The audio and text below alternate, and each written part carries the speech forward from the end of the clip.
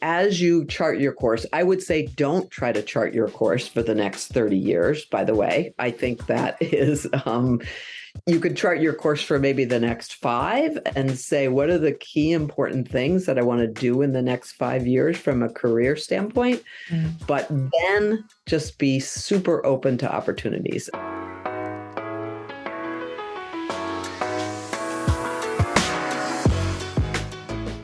Hello, everyone, and thank you for tuning in. Welcome to 5 Questions With, our series of quick interviews with industry leaders, change makers, and those who inspire our community. We're talking professional journeys and about investing in your education, career, and self with those who have once been in our shoes. I'm Janetta Hott, founder of MBAchic, a platform and community for MBAs and professionals around the world. We help navigate business school, careers, and more with the goal of propelling more women into the C-suite.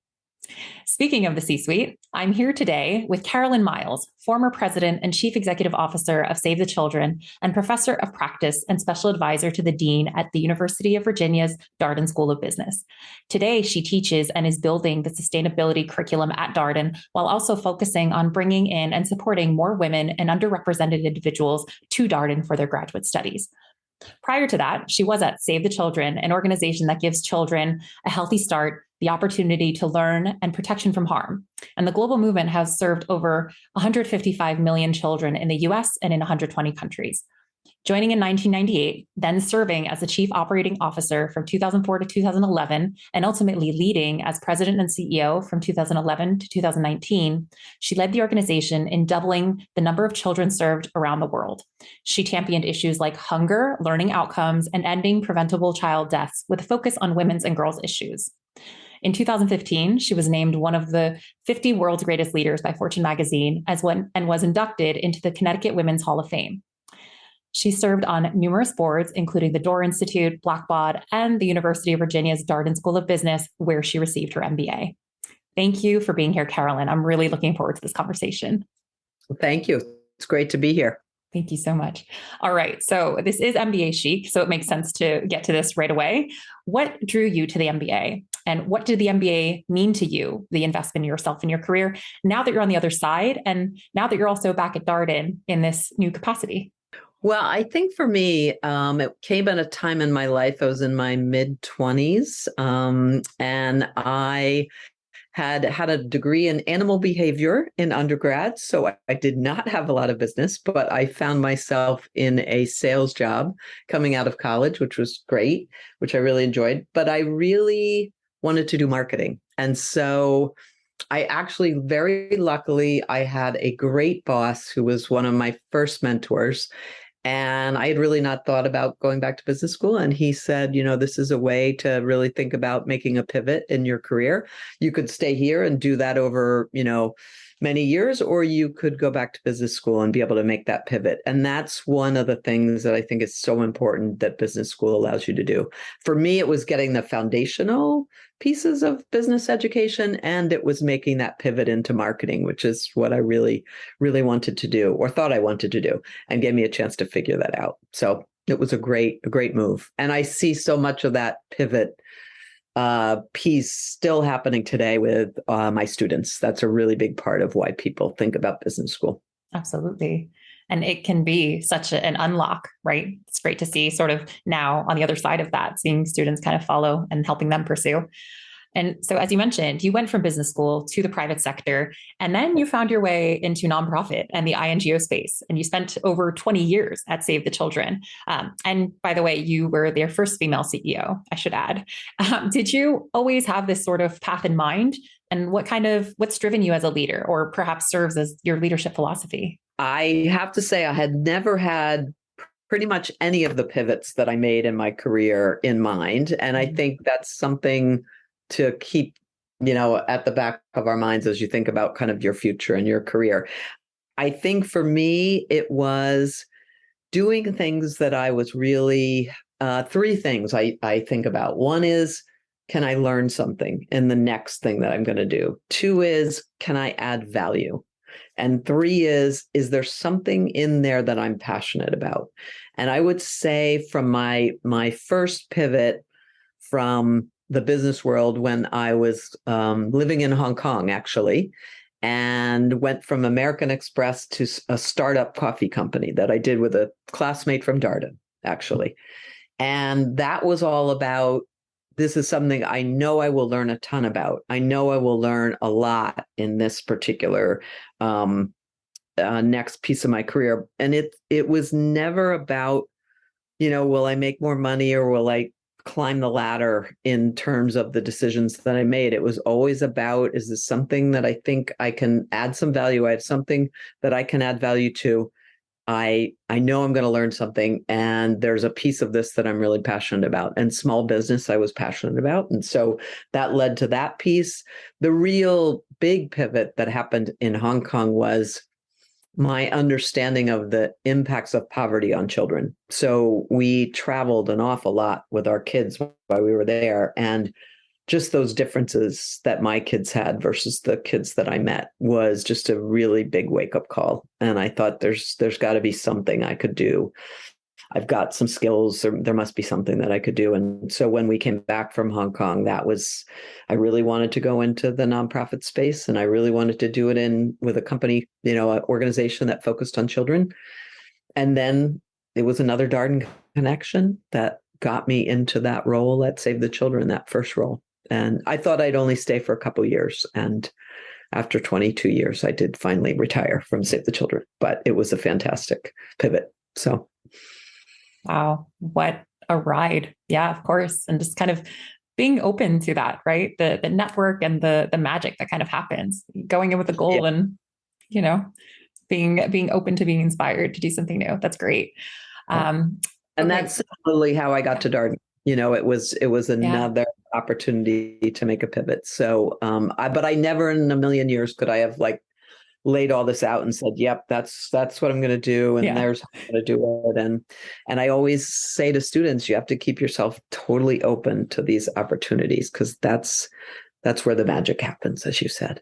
That's so true. It can be overwhelming, but there's so much to just kind of, giving yourself that percentage of your time, just really being open.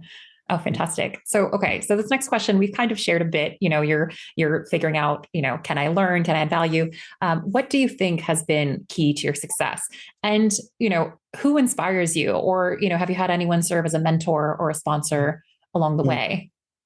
So I have been lucky enough to have some great mentors. I mentioned my first kind of real boss as one of those people.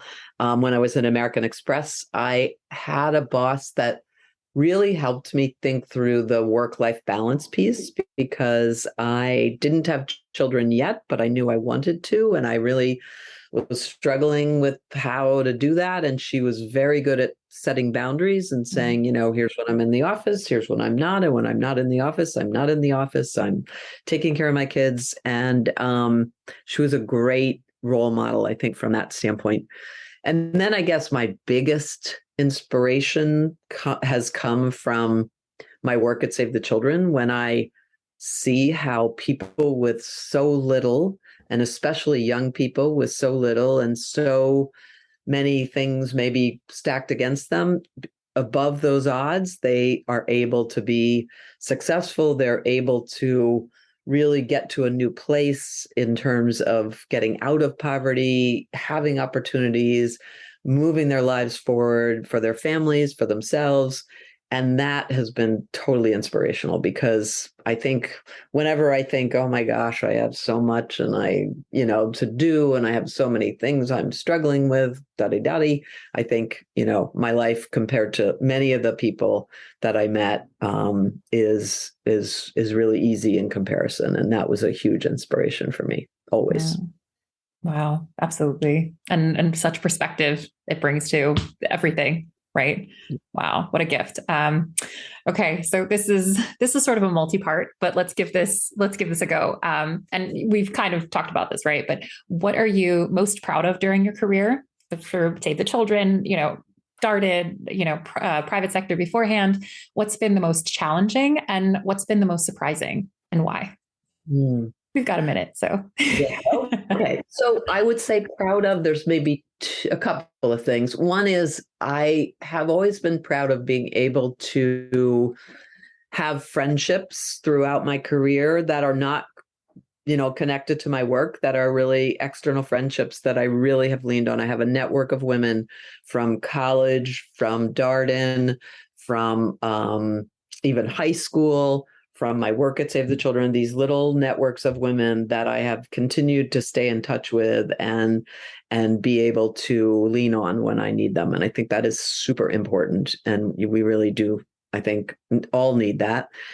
I guess on the proud of piece, I'm really proud of being able to multiply the impact for kids that Save the Children had. During the 22 years that I was there, it is more than doubled. Last year, Save reached about 183 million children. So just to be able to see that number go up and up and up. And there's a lot of huge amounts of work, obviously, that goes behind that.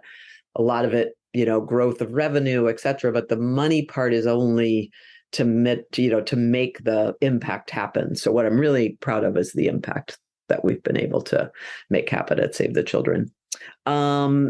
Challenges, I think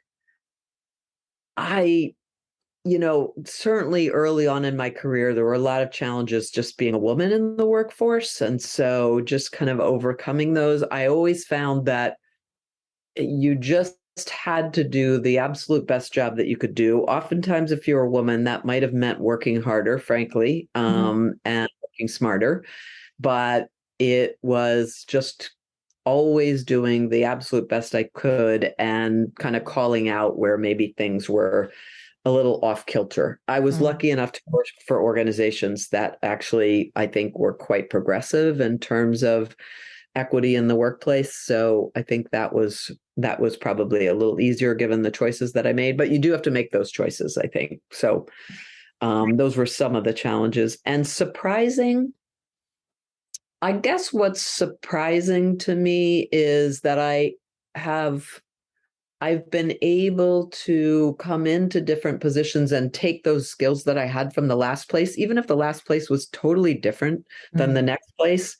You can always kind of bring along those things. I think about when I went from, Pacific Coffee Company, which was a little startup in Asia, and came to Save the Children. There were still things that I brought from that experience that was able to kind of put to work in that new experience. So not thinking that you have to learn everything over again. I think I figured that out over time, but I think at first I thought, oh no, nothing here is relevant to that other thing, but it always is. So. Oh, absolutely. That's so true. Oh, these are great. But yeah, on your point about just sort of recognizing the transferable skills and, that network that you've built over the years, that's you drag your relationships with you, right? And you problem solve together. So that's really, and yes, especially if you're in your MBA program, that the all important first post MBA job is there's a lot of pressure to nail it and love it. And there are times where, it's not what you expected and you do pivot a bit sooner and it's absolutely fine. It's all part of the book that you're writing. But having people to talk about who are not at your workplace, I think, you have a lot in common with, et cetera, but having people to talk with about those things, and then just having networks of people that personally you really love and depend on. I think that's also super important. Absolutely. Oh my gosh. We're on the last question, which is hard to believe, but this is zip through, but this is great. Again, on the topic of that pressure to have things sorted and figured out early on, really, to everyone listening and to those embarking on ambitious career paths and really setting big goals, what words of advice would you offer to us? So I guess a couple things. And I talk to students a lot at Darden about this and about facing these kind of next challenges. I think one thing is really try to stay true to what you are at the core of your beliefs and your values. So if one of the things that's really important to you is, I want to be there for my family, I want to, be there a lot of my time, then don't take a role that's not going to allow you to do that. You really have to, if on the other hand, you think what I really want to do is see the world, I really, really want to understand and immerse myself in global cultures, then, go in that direction. But kind of try to really get down to what are the things that are important to you and try to take that into consideration as you decide what that next role is. And that changes over time, by the way, a lot. So always kind of check in with yourself and say, okay,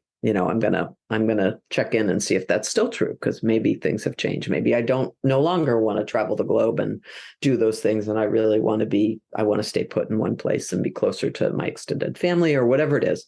Mm-hmm. So I think try to kind of keep those core things there and important, but check in on them often, because they do sometimes shift.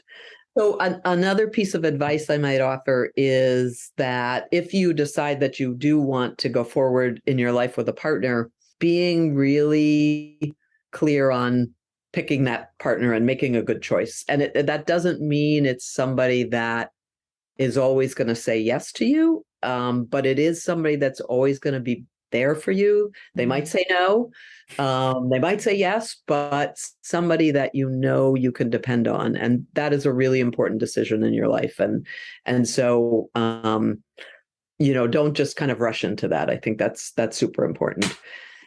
I guess another final piece of advice, and I talked about this earlier, is to decide kind of as you chart your course. I would say don't try to chart your course for the next 30 years, by the way. I think that is, you could chart your course for maybe the next 5 and say, what are the key important things that I want to do in the next 5 years from a career standpoint? But then just be super open to opportunities. I think I'm a great example of making all sorts of twists and turns, but having kind of a base that I said, why would I pick this next thing, and being clear in those choices in terms of how I make those choices. But I always tell students, like, figuring out your life for the next 30 or 40 years, I think is probably not a good idea. And it may preclude you from doing some really awesome things that you would really love to do. So if you want to be a doctor, obviously that might be a different thing. But if you want to be in business, I think there are so many different ways you can go. So. Oh my goodness. Absolutely. Thank you for sharing that. That's a really great way to kind of tie this up. I think being open to the magic, open to the pivots, and really staying true to who you are. Excellent advice. Thank you so much. But we do have a bit of time left. This is a quick interview, but we do love to end these with some rapid fires. So shall we move on to those? Yep. All right. So what was your first job? I was a lifeguard and a swim instructor. I was a swimmer from the age of 8 to 18, a competitive swimmer. So I guess that was a natural one. That's it. Yeah. That's built in. That's great. Yeah. What is the best book you read or podcast you heard in the last 12 months? So I heard a really interesting podcast. I think I listened to it last year. It's called American Radical, and it is about someone who was at the January 6th events at the Capitol. Wow. And it traced kind of her history as to how she got radicalized to arrive there. She never was political before that, and how she ended up there. And it was about her family. It was super interesting and gave me a perspective that I guess I'd never really thought about, because my political leanings are the other way. So it really kind of opened my eyes to how somebody, could have ended up, found themselves there. So. Wow. Yeah, absolutely. Fantastic. I'm going to check it out. If you weren't in your current role, what do you think you'd be doing? I would probably be a veterinarian. Oh, okay. Yeah. Totally other way to go. So there Absolutely. You go. That just goes to show you just never know what you're going to be. It's back to your undergrad roots, right? That's like a throwback. I love that. Okay. Do you have a secret talent or hobby that people might be surprised to hear about? I love to cook. That's not such a surprising talent, I guess, but I love to cook, but I really love to cook Asian food. I think that's because of my time in Hong Kong. Cool. Which requires a huge amount of chopping. Absolutely. When I cook Asian food, it's like a day of chopping. Yeah. But that's okay. I find chopping very therapeutic. So right? Oh, that's awesome. That's fantastic. Okay. And then the last one, what song or album is currently playing on loop for you? So I just watched the new Elvis movie with my 21-year-old daughter 2 nights ago. So now it's all Elvis all the Yeah. time. So, Ain't Nothing But a Hound Dog and Tutti Frutti and all sorts of Elvis, Blue Suede Shoes, all Yeah. the Elvis classics. Oh, that's great. So it was Oh my a fun gosh. movie. Yeah. Yeah. Oh, this was so great. Thank you for playing. That's always a fun way to like wrap things up. But this was such a great conversation. It flew. It really flew. But thank you so much for sharing with us and offering, a view into your journey and your advice for those of us following in your shoes. Thank you, Jennifer. I really enjoyed it. I really enjoyed being with you.